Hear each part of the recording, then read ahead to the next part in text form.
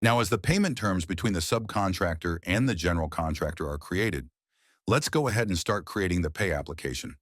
Let's choose the pay application module again and click on the corresponding pay application. We can see that there's an option to create a G703. Let's start creating G703. Let's select the corresponding SOV, so from the Select drop-down and click on Create. Once we select the corresponding SOV, so we will see that the G703 page appears.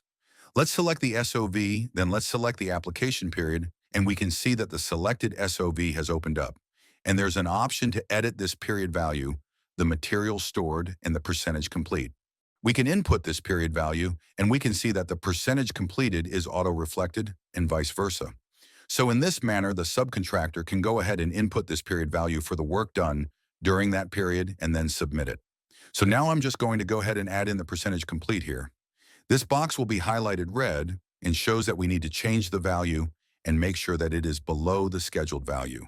Now, as I've added 1,000 and it throws an error and says percentage should be between 0 and 100. So I'm just going to change that. In this way, we can create the G702. And once we input the values and are satisfied with it, we can either save it as draft or generate the G702. Let's, for the demo purpose, save this as draft, and we can see the status is shown as draft.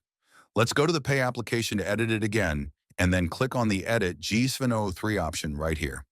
Once we click on the Edit G703 option, we can already select that corresponding SOV, and we can see that the numbers that we had entered in earlier have been auto-saved.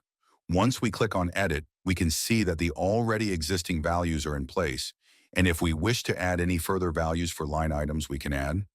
Otherwise, if we are happy with these values, we can go ahead and generate the G702 for this payment period. Upon generation of G702, we can see the values, the original subcontract, retainage percentage, the current balance payment that is due that needs to be paid out from our end, and the balance that is yet to be finished. We need to select the approver for the G702, and the case would be a general contractor or a member for the general contractor's team.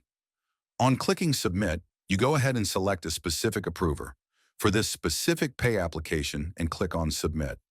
On clicking Submit, we can see that the status of this pay application is now changed to Approval Pending. Now let's see how to approve or reject a change request in the next video.